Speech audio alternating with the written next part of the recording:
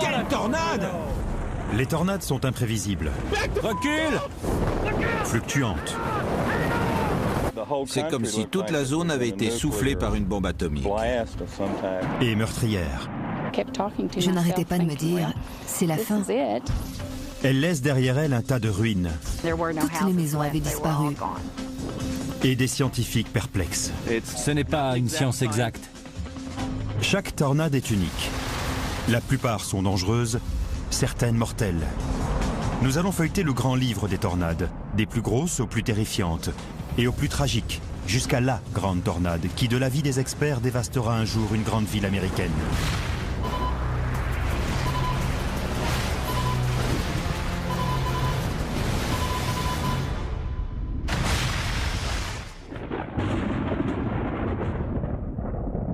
Les tornades les plus inquiétantes surviennent lorsque le ciel prend des couleurs d'apocalypse. Ces nuages sont précurseurs d'un énorme orage. Une supercellule. La plupart des tornades se forment lorsqu'une colonne d'air tourbillonnante descend de cette supercellule et touche le sol. En général, plus les vents sont forts, plus la tornade est dangereuse. On connaît bizarrement très mal ces colosses mortels. Les scientifiques, soucieux de percer leur mystère, sillonnent inlassablement les grandes plaines des États-Unis, mieux connues sous le nom d'allée des tornades. Plus de 400 tornades sont susceptibles d'y semer la ruine chaque année. Beaucoup plus que partout ailleurs dans le monde. La principale raison, des conditions atmosphériques idéales.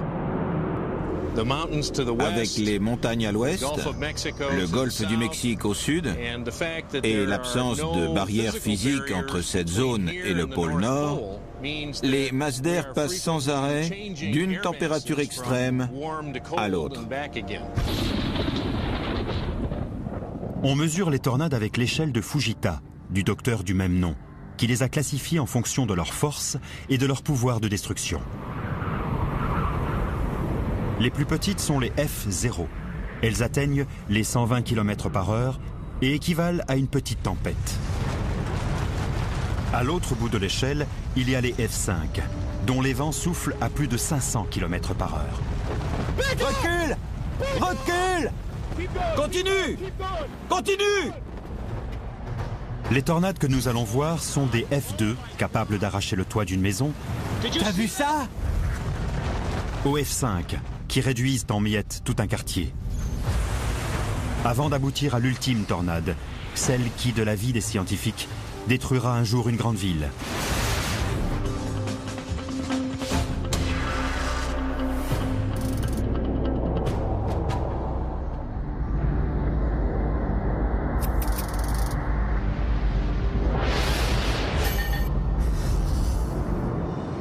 À 111 km au sud de Wichita se trouve la petite ville d'Attica, au Kansas. Elle ne compte que 600 habitants. On peut facilement la louper, mais on ne peut pas dire que la tornade du 12 mai 2004 l'ait fait. Ce jour-là, le ciel bleu au-dessus du comté de Harper se remplit de nuages orageux. Peu après 18 h, Dan Smith Heisler arrive à Attica. Je travaillais pour le banquier d'Attica et j'ai dit à sa femme, il va y avoir un orage aujourd'hui. Des orages sont en formation au sud du Kansas. En les voyant, Chuck Doswell, qui exerce la profession de météorologue depuis 30 ans, pense qu'il risque de donner des tornades. Pour qu'une tornade se forme, il faut une condition importante. Il y ait des vents tourbillonnants à basse altitude et qui accélère en montant. On appelle ça le cisaillement vertical du vent. Ce cisaillement vertical, caractéristique des tornades, fait tourner l'air comme dans un tube invisible. Tandis que la vitesse du vent augmente, l'effet de rotation s'intensifie et la pression en son centre baisse. La chute de la pression crée un phénomène de condensation en entonnoir, rendant la tornade visible à l'œil nu. C'est exactement ce qui se passe au sud du Kansas. Le responsable des services d'urgence du comté, Mike Loreg, reçoit le premier bulletin d'alerte à 18 h 45. Quand on a reçu les premières alertes, on s'est dit, il faut prévenir les gens. On ne savait pas si ce serait une F-0 ou un monstre. Les météorologues du Kansas suivent attentivement la course de l'orage qui se dirige vers Attica. Vers 19h25, une tornade F2 a touché le sol. Là-bas, sur les hauteurs. Et elle est passée juste là. Stupéfait, Mike Loreg voit la tornade arracher le toit d'une maison juste devant lui. Oh mon Dieu! Oh mon Dieu! Elle pulvérise la maison!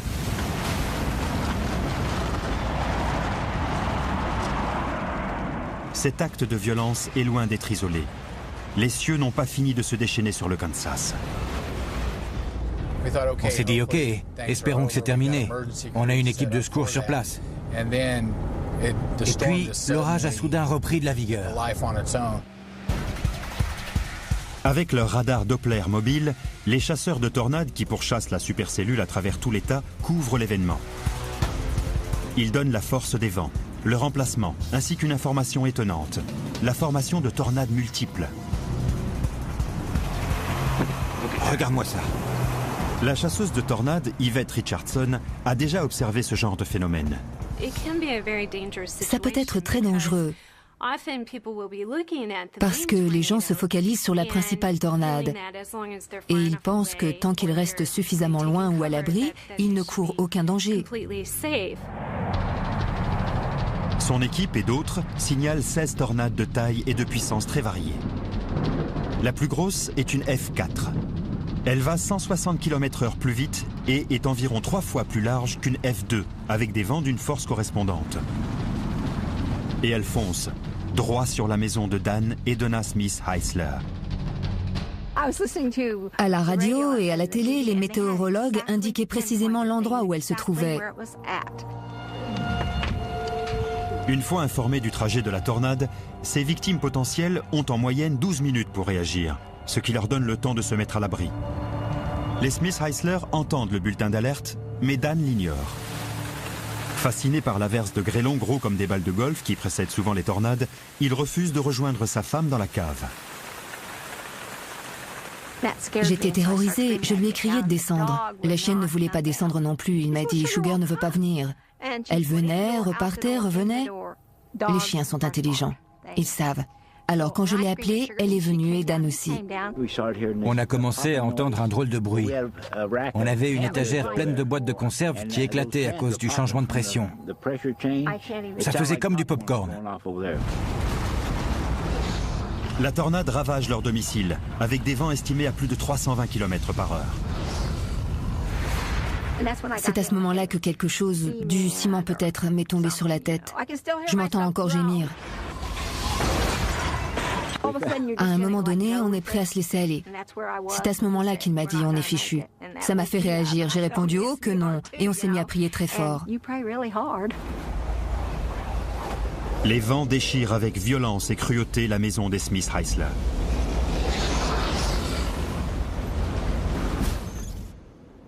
Lorsqu'ils se calment enfin, le couple sort de la cave et découvre un champ de ruines.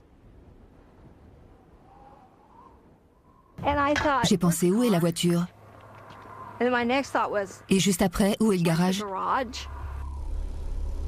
La tornade a détruit leur maison de 2 étages et 5 dépendances, fracassé 5 voitures et tué leur chienne, Sugar. Le pire, c'est la terreur qu'on a ressentie dans la cave. Les Smith Heisler ont de la chance d'être vivants. La tornade F4, dont les bourrasques avoisinaient les 400 km/h, n'a fait qu'une bouchée de leur maison. La F2 qui l'a précédée avec des vents estimés à 240 km/h a quand même réussi à arracher le toit de cette maison. Des lois physiques complexes transforment l'air en une arme fatale. Un phénomène que les scientifiques ont du mal à comprendre. Nous essayons de créer la tornade la plus puissante possible. Pour ce faire, nous réglons le vent artificiel par rapport aux mesures prises sur le terrain et nous obtenons un résultat très approchant. Son simulateur de tornade est le premier du genre. En y ajoutant de la neige carbonique, on peut voir le mouvement du vent à l'intérieur du vortex. Partha Sarkar crée des tornades allant jusqu'à 1,20 m de diamètre et 2,40 m de hauteur, avec des pointes de vitesse de 90 km/h. Mis en présence de maquettes, il peut faire des dégâts identiques à ceux que des tornades plus grosses et plus rapides infligent aux vraies maisons. En général, un bout du toit finit par tomber. Ça fait un trou dans l'édifice dans lequel s'engouffrent les vents. Du coup, ça augmente la charge sur les murs qui finissent par céder. Les expériences de Partha Sarkar ont montré que la force destructrice des vents circulaires d'une tornade F3 ou plus est au moins 3 fois supérieure à celle des vents soufflant en ligne droite.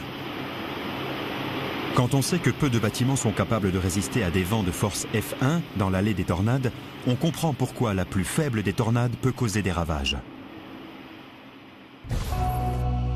Les habitants d'Attica ont eu de la chance de survivre à la furie des 16 tornades qui ont déferlé dans le sud du Kansas.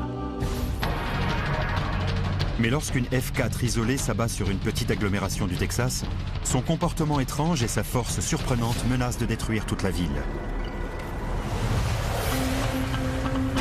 Nous verrons ensuite une énorme tornade frapper une grande ville américaine. Une catastrophe qui ne manquera pas de se produire un jour. En 2004, un orage isolé a généré un essaim de tornades qui a ravagé des maisons, détruit des objets et terrorisé des centaines de gens au Kansas. Mais la force et les ravages de ces furies ne sont rien comparés à ceux de la tornade qui a rasé d'une façon totalement incontrôlée une région du Texas.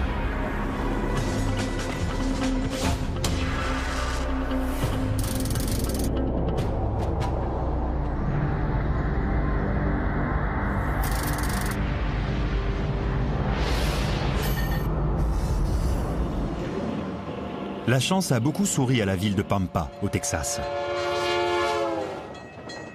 Depuis qu'on y a découvert du pétrole en 1921, elle a prospéré. Ses 17 000 habitants y exploitent encore la terre, que ce soit dans l'agriculture, l'élevage ou le raffinage. Sa situation dans la partie septentrionale du Texas est aussi son grand point faible, car nous sommes en pleine terre des tornades. L'après-midi du 8 juin 1995, la roue a tourné. Randy Stubblefield vit depuis longtemps à Pampa. Depuis 2 ans qu'il est shérif, il a eu sa part de violence. Mais ce n'est rien par rapport à ce qu'il attend. Vers 16 h, on a reçu un appel nous informant qu'une grosse tornade se formait au sud d'Emerald Highway, à environ 2,5 km d'ici.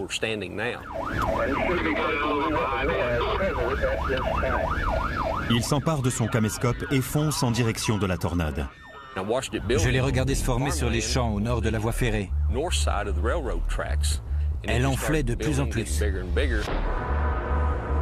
Le météorologue Chuck Doswell est aussi en train de suivre et de filmer la vrille. La tornade de Pampa a évolué d'une façon très inhabituelle par rapport à l'orage d'origine. Je n'avais jamais vu ça de ma vie. Ce qu'il regarde est en effet incroyable. La tornade est presque immobile. Impossible de dire ce qui se passe là-dedans. Soudain, la tornade part brutalement sur la droite. Chuck Doswell est stupéfait.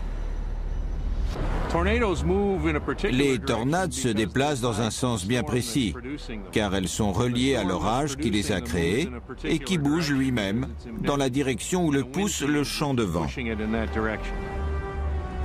Mais ce jour-là, la tornade ne suit pas la même direction que l'orage. Après une série de virages serrés, elle contourne Chuck Doswell sur presque 270 degrés.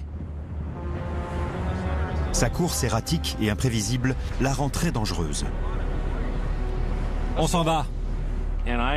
J'étais médusé par le comportement de cet orage. Puis elle est partie vers le nord. Faites rentrer tout le monde, c'est une vraie saleté.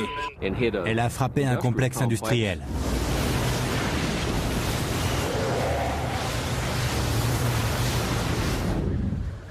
Belinda Waldrip travaille dans ce complexe avec son père. Elle ne se doute de rien. J'ai su qu'il y avait une tornade dehors quand mon père a passé la tête dans mon bureau et m'a dit « Belinda, il y a une tornade sur la route, à l'ouest d'ici. » Curieuse, j'ai demandé « On peut la voir ?» Et il a répondu « Oh non, au contraire, il faut se mettre à l'abri. » Belinda et son père descendent au sous-sol tandis que la tornade fonce sur eux. On l'entendait arriver. Ça faisait comme un bruit d'hélice qui devenait de plus en plus intense, de plus en plus fort. La lumière s'est mise à vaciller et avec l'augmentation de la pression, elle s'est éteinte. On a commencé à voir de vrais débris, du métal, des toits, des tas de trucs que la tornade a arrachés en touchant les premiers bâtiments du complexe industriel. Puis il y a eu une explosion.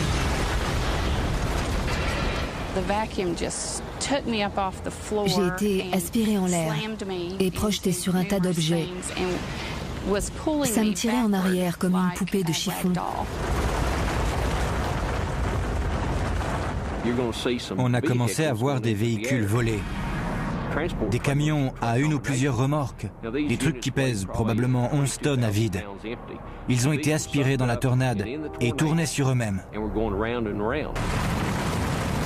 Randy Stubblefield et Chuck Doswell sont parmi les rares à avoir filmé une tornade soulevant des camions de plusieurs tonnes. Cette vrille d'une force exceptionnelle tient maintenant Belinda Waldrip à sa merci. Quand je me suis retrouvée dedans, tout était noir. J'essayais de garder les yeux fermés pour les protéger. Je n'arrêtais pas de me dire, c'est la fin. À cet instant, je me suis senti vraiment impuissant car je ne pouvais rien faire. Je ne pouvais ni l'arrêter, ni modifier sa trajectoire. C'était vraiment angoissant. Elle m'a jeté sur le parking. Je suis tombée sur le dos et j'ai vu le nuage et la tornade. On aurait dit un spectre blanc qui montait vers le ciel. Les épreuves de Belinda sont terminées, mais celles de Randy Stubblefield ne font que commencer. J'ai réalisé qu'elle se dirigeait vers Pampa. Il saute dans sa voiture et file vers le centre-ville, à la rencontre de la tornade. Un de mes adjoints m'a appelé et m'a dit « Fais gaffe, tu es trop près ». Attention, tu y es presque. On sait qu'on est trop près quand on commence à se prendre des débris. J'avais les vitres baissées et il y avait tout un tas de bazar qui rentrait dans ma voiture. Elle se dirige vers le centre-ville. Elle se dirigeait droit vers mon bureau et les locaux du centre-ville, où j'avais environ 65 personnes incarcérées. C'était un bâtiment robuste, mais cette tornade-là l'était aussi. La tornade pénètre dans Pampa, détruisant ou détériorant 200 maisons et 50 entreprises. La plupart des bâtiments de la zone industrielle sont arrachés de leurs fondations. Belinda est gravement blessée et très choquée. J'étais étourdie, abasourdie. Je ne sentais rien. Je me suis dit que j'avais certainement les jambes cassées. Je ne pouvais pas me repérer car il n'y avait plus rien debout. Je n'avais plus aucun repère. J'étais complètement perdue. Craignant le pire, Belinda recherche désespérément son père. Il gisait de tout son long sur une voiture. Il avait l'air mort. Il était tout mou et ne bougeait pas. Je me suis traînée jusqu'à lui et j'ai commencé à le caresser. Il s'est réveillé et a tourné la tête. Elle était ensanglantée et on ne voyait que le blanc de ses yeux.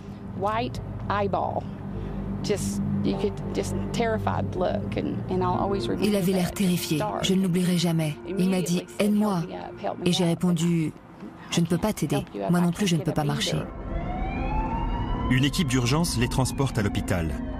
Ils sont tous les deux dans un état grave. 5 autres personnes sont blessées, mais par miracle, personne n'est mort. Tandis que les blessés récupèrent, les experts se penchent sur les incroyables images filmées par Randy Stubblefield et Chuck Doswell. Pour soulever un camion de 2 ou 3 tonnes et le maintenir en l'air, il faut des vents d'une force extraordinaire.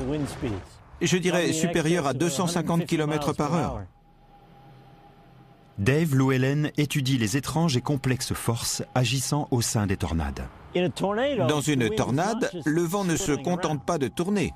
Il tourbillonne aussi vers l'intérieur. Dave Llewellyn pense que lorsqu'un objet comme une voiture est aspiré, il peut être lancé par terre par les vents violents qui soufflent au centre et vers le bas de la tornade, et soulevé à nouveau par des vents ascendants. Ce cycle brutal rend les objets totalement méconnaissables avant qu'ils soient recrachés comme des missiles.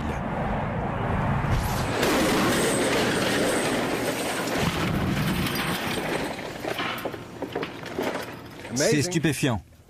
D'après la grue, elle faisait 2 tonnes 3. Scott Schiff et ses collaborateurs de l'université de Clemson étudient les dégâts que peut occasionner une voiture prise dans un ouragan. Nous testons la résistance de ce toit à un pan conçu pour servir d'abri. Il fait environ 25 cm d'épaisseur et est fait en béton avec un double renforcement en acier. Il est donc très robuste. Il a été conçu pour supporter le choc de gros débris. 3, 2, 1, lâchez! Après plusieurs impacts, le toit commence à se fissurer.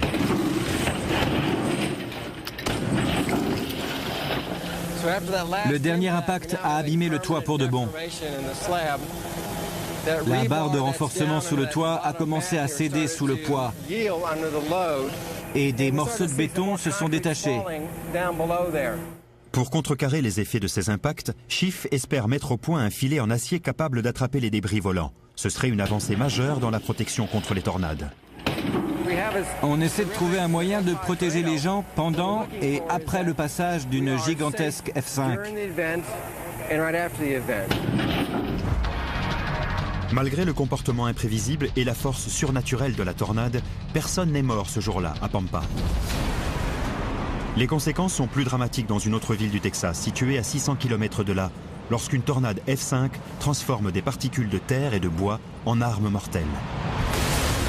Nous verrons ensuite la grande tornade, celle qui, selon les scientifiques, détruira peut-être un jour une grande ville américaine.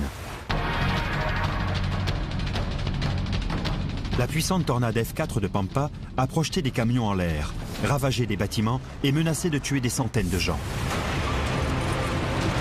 Mais un degré plus haut sur l'échelle de Fujita, une F5, va prendre des vies.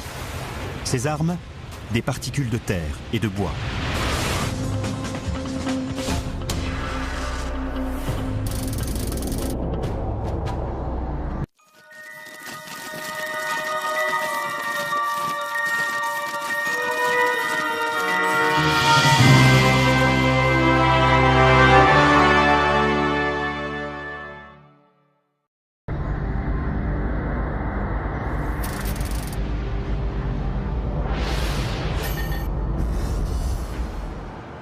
Jarrell, au Texas, a été fondée en 1909.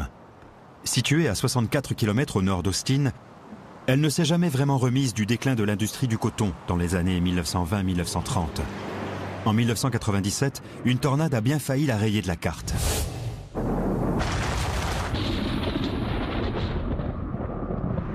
Dès le début, la tornade de Jarrell surprend les observateurs. Le 27 mai, une supercellule se forme au centre du Texas. La tornade de Jarrell a marqué les esprits pour différentes raisons. La première, c'est qu'elle s'est formée dans des conditions qu'on a trouvées très bizarres à l'époque. Le cisaillement vertical de l'énorme supercellule ne paraît pas suffisamment puissant pour former une tornade. Le météorologue Bill Gallus enseigne l'art de prévoir les tornades à l'aide d'un simulateur de réalité virtuelle. Il faut 2 conditions pour qu'une tornade se forme. La première, c'est un courant d'air ascendant ou descendant puissant pour étirer l'air sur la verticale. Et la seconde, c'est un effet de rotation. En général, il faut un puissant effet de cisaillement pour engendrer une tornade avec un effet de vrille. Avant Jarrell, tout le monde s'accordait pour dire qu'il ne pouvait pas y avoir de tornade si ce phénomène n'apparaissait pas.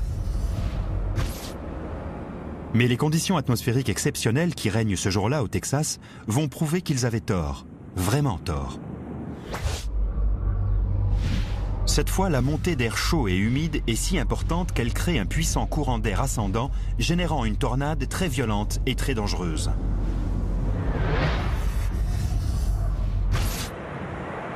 En voyant le ciel s'obscurcir et le vent forcer, LaDonna Peterson quitte son mobil-home avec son fils de 8 ans et fonce se réfugier dans la maison en dur de sa belle-mère. Je suis sortie voir les nuages car ils étaient très épais, très noirs, très lourds. Et soudain, j'ai entendu, portée par le vent, la sirène d'alarme qui hurlait en ville.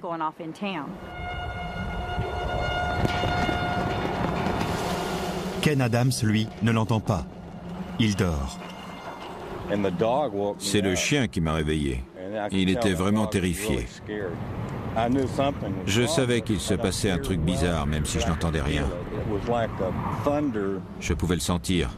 C'est comme un orage qu'on n'entend pas, mais qu'on sent venir. La belle-sœur de la Donna et sa nièce la rejoignent chez sa belle-mère. Les infos annoncent la présence d'une tornade à 3 km de là. Je suis allée à une fenêtre avec ma belle-sœur. La tornade était visible au loin, mais elle restait là. Elle tournait, mais elle n'avançait pas. En fait, la tornade avance d'un pas très lent, à une vitesse de 16 km/h. Mais à l'intérieur, les vents dépassent les 420 km/h. Désormais de type F5, elle se dirige vers la maison où se cachent les deux femmes. Tout à coup, on a senti le vent frapper la maison. On voyait des morceaux d'asphalte se détacher de la route près de chez nous. On était tous assis et j'ai pensé, par pitié, mon Dieu, ne prends pas ma famille. Soudain, une bourrasque a ouvert brutalement la porte de la salle de bain et on a commencé à sentir une pluie de terre, de foin et d'objets s'abattre sur nous.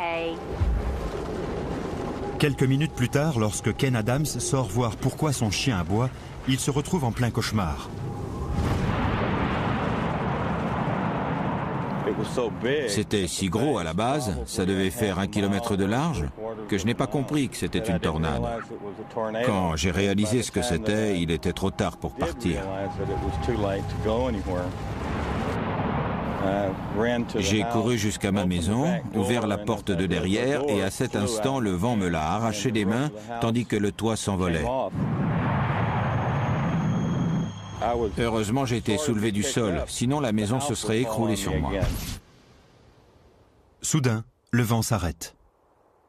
C'est comme si toute la zone avait été soufflée par une bombe atomique.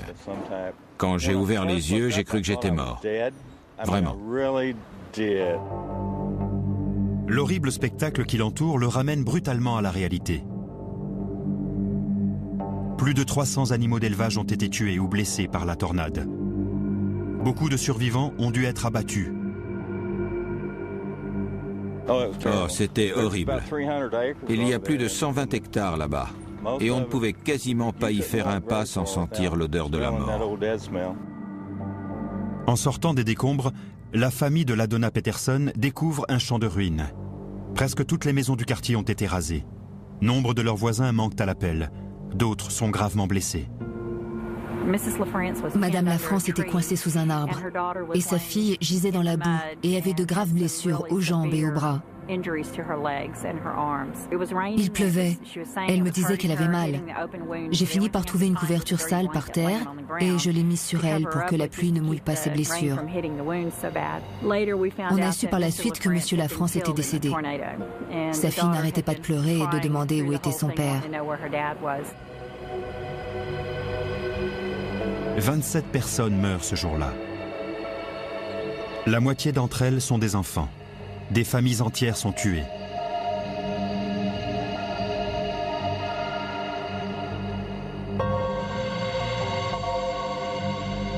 En étudiant la tornade de Jarrell, les scientifiques vont de surprise en surprise.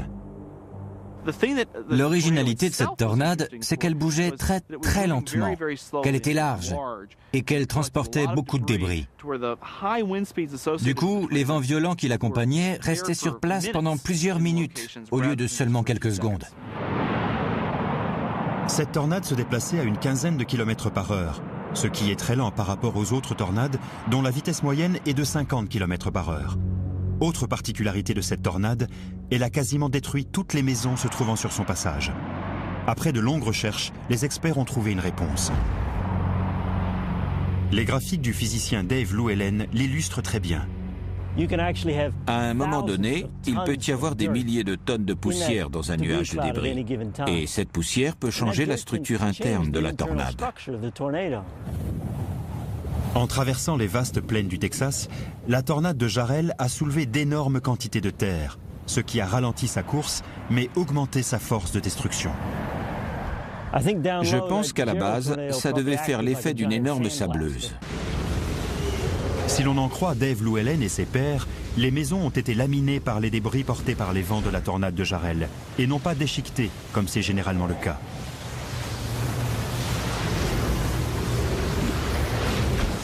La tragédie de Jarrell est d'une amère ironie. Les experts déconseillent en effet fortement de fuir devant une tornade. Mais ceux qui ont succombé à la longue étreinte de la tornade de Jarrell auraient pu lui échapper en voiture. Les spécialistes conseillent aussi aux gens n'ayant pas d'abri de se mettre dans une pièce centrale, comme un cagibi ou une salle de bain. Mais cela n'a pas empêché certains habitants de Jarrell, pourtant bien cachés, de trouver la mort quand leur maison a été pulvérisée. Pourtant, comme deux tornades ne se ressemblent jamais, la meilleure solution, toujours selon les experts, est de se faire construire un abri souterrain aux normes en cours. La tornade de Jarrell a changé la façon de voir des chercheurs. Ils savent désormais que les cellules orageuses, avec un cisaillement vertical bas, peuvent engendrer de violentes tornades. Mais les plus perspicaces et les plus vigilants d'entre eux n'auraient de toute façon pas pu empêcher la pire tornade de l'histoire des États-Unis de tuer des centaines de personnes. Et nous verrons ensuite la plus grosse tornade de tous les temps menacer des millions de gens. La tornade de Jarrell a fait 27 morts et changé la façon dont les spécialistes surveillent les orages susceptibles d'engendrer des tornades. Mais rien ne pouvait préparer nos ancêtres à la pire tornade de l'histoire des États-Unis, une terrible F5 qui a dévasté 3 États et tué des centaines de gens.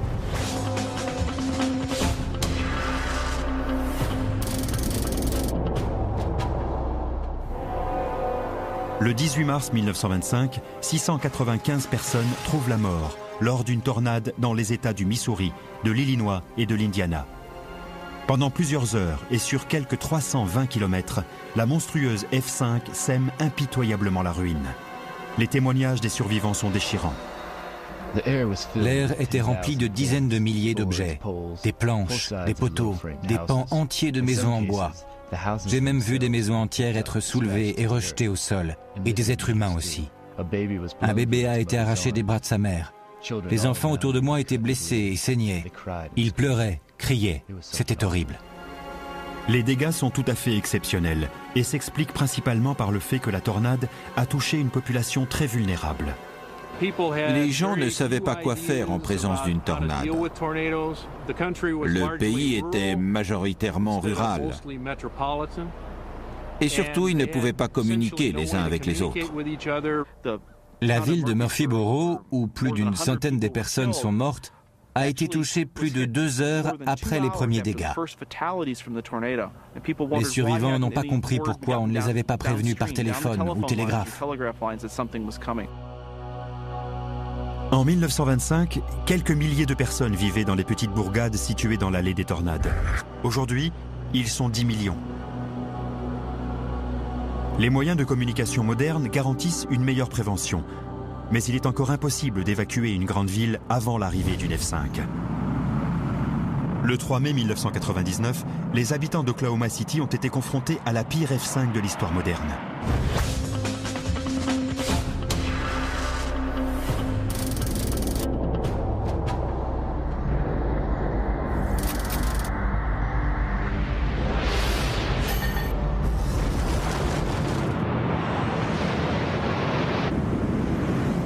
La tornade qui est passée dans Moore et le sud d'Oklahoma City le 3 mai 1999 a été la plus destructrice des États-Unis à tous les égards.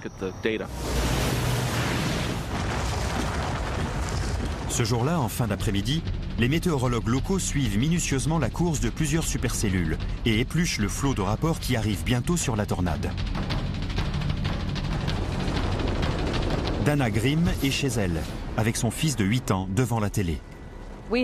Il disait qu'elle prenait de la vitesse, qu'elle grossissait de plus en plus et que si on restait à la surface, on ne s'en sortirait pas. L'ensemble est intense, complexe et en pleine expansion. Les observateurs sont surpris et choqués devant ces nombreux orages engendrant des tornades multiples. Une grosse tornade, une très grosse tornade. On aurait dit que chaque nouveau nuage orageux finirait par donner une nouvelle tornade. On voit parfois apparaître une tornade principale accompagnée de ce qu'on appelle des tornades satellites. qui tournent autour d'elle. Des tornades complètement séparées qui proviennent du même système orageux. À 18h25, une énorme tornade touche le sol à la périphérie d'Amber, dans l'Oklahoma. D'après les radars Doppler, la vitesse du vent dépasse les 500 km/h. On n'a jamais vu ça. C'est un monstre, et elle file droit sur la maison de Dana Grimm. Ils disaient qu'elle faisait 1700 mètres de large, qu'elle était ultra violente et qu'elle détruisait tout sur son passage. Lorsque Dana et son fils se réfugient dans un placard, le gigantesque mur de vent hurlant n'est plus qu'à 1500 mètres de là. Mon fils criait, pleurait. Il m'a demandé « On va mourir ?» J'ai répondu « Mais non. » Alors on fait quoi? On prie. La peur de Dana se transforme en panique lorsque la tornade déboule sur sa maison. Ça faisait un sifflement très aigu. Puis il y a eu d'autres bruits, les fenêtres qui éclataient. La maison tremblait, on entendait les poutres du toit se briser. Les murs se soulevaient et on sentait de l'air glacial s'engouffrer dessous. Et quelques secondes plus tard, la maison a explosé. Je ne pouvais plus respirer. J'avais avalé tellement de poussière que je ne pouvais plus respirer. J'ai pensé, c'est fini.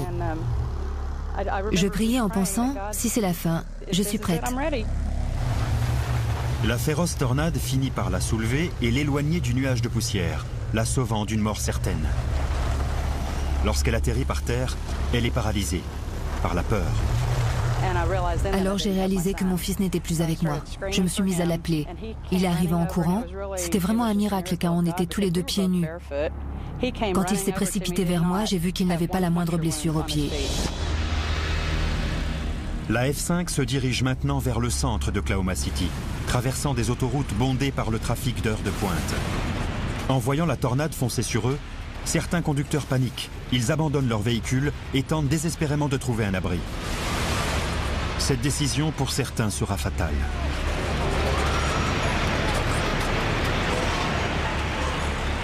Trois personnes ayant trouvé refuge sous un pont sont tuées par les débris et la force du vent. Les voitures abandonnées empêchent les autres de s'échapper. Shields Boulevard à Oklahoma City n'était plus qu'un gigantesque parking. Les gens étaient bloqués sur place. Lorsque la tornade se dissipe enfin, 40 personnes sont décédées et presque 700 blessées. Ma femme travaillait à l'hôpital de Norman ce soir-là, aux urgences. Ils ont été submergés de blessés. Elle a vu des choses vraiment horribles. Des gens couverts d'éclats de bois. Ils en avaient tellement sur eux qu'on aurait dit des pelotes à épingles. C'était atroce. Les survivants sont souvent transpercés de débris et souffrent de blessures multiples et douloureuses. Cheryl Brown a étudié les plaies des blessés et des morts d'Oklahoma City. Certaines victimes avaient des débris plantés dans le corps. Ça allait de petits éclats de bois à de très gros objets, comme des planches. Si tant de gens ont été blessés par les débris, c'est parce que la tornade avait détruit tellement de maisons qu'elle transportait une quantité faramineuse de morceaux de bois et de matériaux divers. La tornade d'Oklahoma City a rasé près de 3000 maisons et autres bâtiments. 3, 2, 1, lâchez! 115 km/h. Scott Schiff et ses collaborateurs de l'université de Clemson tirent des planches à plus de 160 km/h dans toutes sortes de structures pour montrer les dégâts occasionnés par une tornade. Les gens ont conscience du grand danger des tornades. Ce dont ils n'ont pas conscience, c'est que les bâtiments standards offrent peu de protection dans ce genre de circonstances. Lorsque des débris frappent une maison, ils ne se contentent pas de faire un trou dans un mur ou une fenêtre. Feu! Ils offrent à la tornade un point d'entrée. Et une fois à l'intérieur, le souffle peut abattre les murs et soulever le toit. Ceux-ci se transforment alors en armes redoutables et viennent gonfler le stock de débris, rendant la tornade encore plus dangereuse. Les maisons américaines sont presque toutes basées sur ce modèle, un plaquage de briques sur une structure en bois. Feu! La planche a traversé le plaquage. Ces maisons offrent peu de protection face à une tornade F5. Grâce à ces tests, Scott Schiff a calculé que pour résister à une déferlante de débris, le plaquage de briques doit faire 8 cm d'épaisseur et être renforcé par du béton. Ce mur ferait un bon abri contre les tornades. La plupart des maisons d'Oklahoma City étaient faites d'un plaquage de briques sur une armature en bois. Cette conception standard, associée au nombre de maisons situées sur le chemin de la tornade, a gonflé le nuage de débris de façon exponentielle. Dana Grimm s'en est sortie avec le dos cassé et son fils avec un trou à la poitrine. Je suis persuadée que si la tornade ne m'avait pas prise et rejetée 2 fois, je serais morte d'asphyxie car je ne pouvais plus respirer. 10 supercellules ont engendré 70 tornades ce jour-là, dont la F5, qui s'est frayé un chemin de 24 km à travers le réseau autoroutier et plusieurs villes de la banlieue d'Oklahoma City. C'était tragique. Je crois que 14 personnes de mon quartier sont mortes. C'est un miracle qu'on soit encore là. La tornade d'Oklahoma a causé plus d'1 milliard de dollars de dégâts. C'est la tornade la plus coûteuse de l'histoire des États-Unis. Tout était complètement détruit. Les maisons que vous voyez derrière moi étaient toutes par terre et formaient un énorme tas de décombres. Croyez-moi, il ne faisait pas bon être dehors ce jour-là. Les choses auraient été encore pires si la tornade était allée 16 km plus à l'ouest et avait frappé le cœur d'Oklahoma City. Cela n'empêche pas cette tornade et ses sinistres comparses d'avoir été les plus destructrices et les plus meurtrières de l'histoire moderne.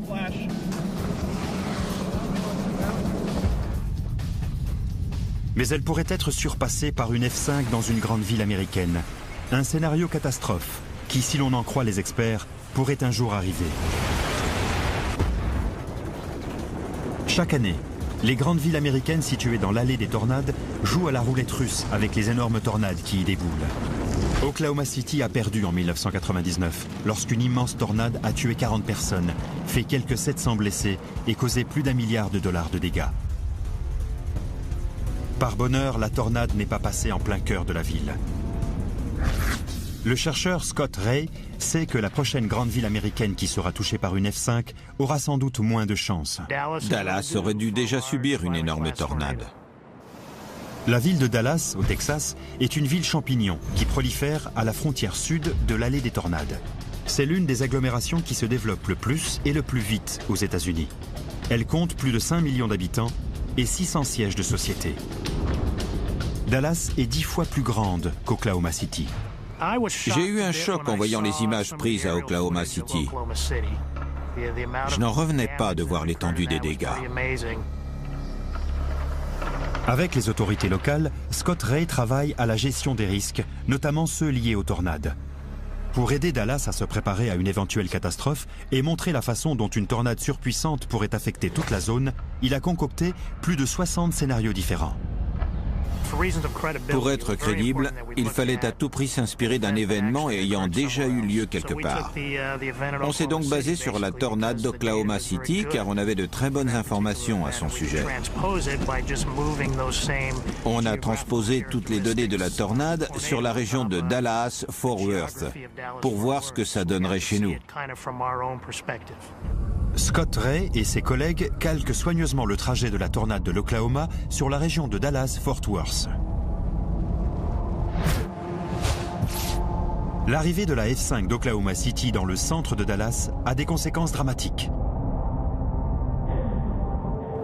Ça pourrait facilement être la pire tornade qu'on ait jamais eue aux États-Unis.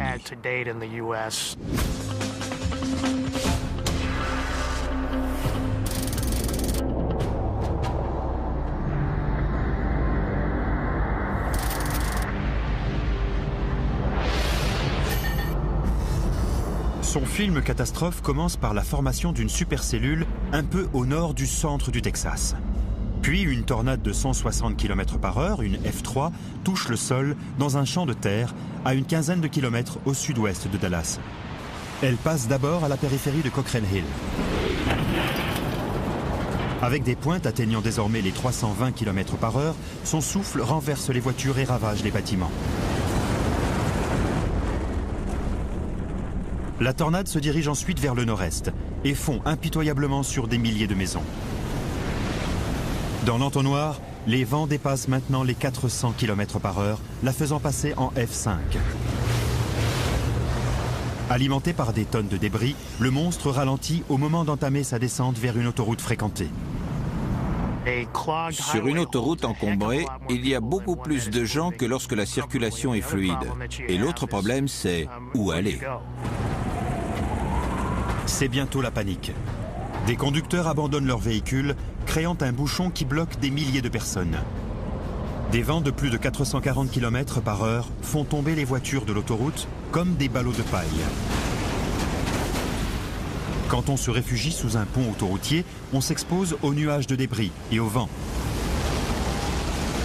Les voitures aspirées par les puissants vents ascendants tournent à l'intérieur du vortex avant d'être recrachées, risquant à tout moment de faire des blessés. La tornade meurtrière s'approche maintenant du centre-ville. Celui-ci abrite des douzaines de gratte-ciel et des dizaines de milliers de personnes. Les baies vitrées explosent. Des briques et des blocs de marbre se détachent des tours. Une pluie de verre et de débris variés s'abat sur la foule en bas.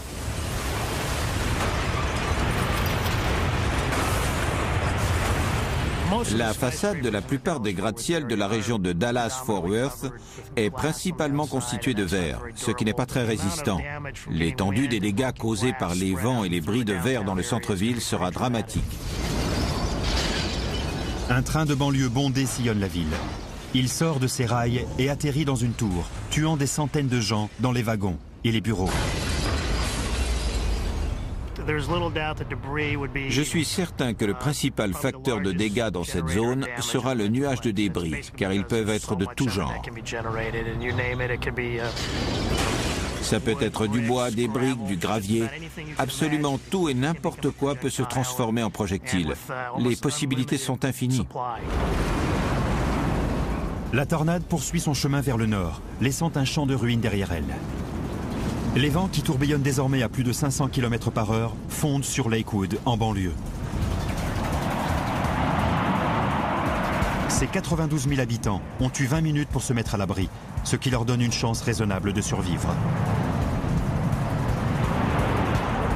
Mais ceux cachés dans des placards ou des salles de bain n'ont plus qu'à prier, comme les victimes de Jarrell.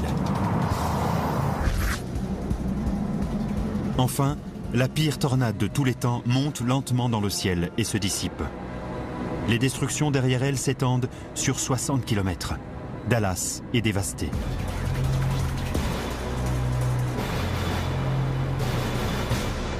On ne peut pas atténuer les effets de ce genre de cataclysme. Quoi qu'il arrive, on sait que ce sera difficile et qu'il y aura beaucoup de dégâts, beaucoup de gens à secourir. La facture totale frôle les 5 milliards de dollars. Il y a des dizaines de milliers de personnes sans abri et des dizaines de blessés. On ne connaît pas le nombre de morts. On peut difficilement évaluer le nombre de victimes, car ça dépend des décisions que prendront les gens. Certains en prendront de bonnes, d'autres de mauvaises. On ne peut pas savoir ce qu'ils feront.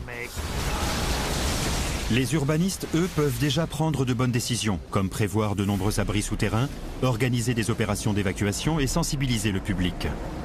Mais ça risque de ne pas suffire.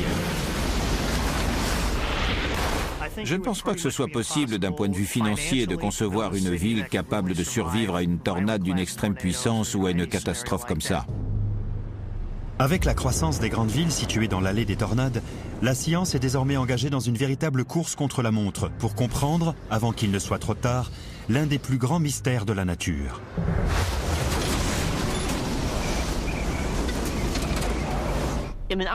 Dans l'idéal, on devrait pouvoir placer un radar ou un instrument de mesure dans chaque tornade. Mais dans la vraie vie, ça n'arrivera jamais.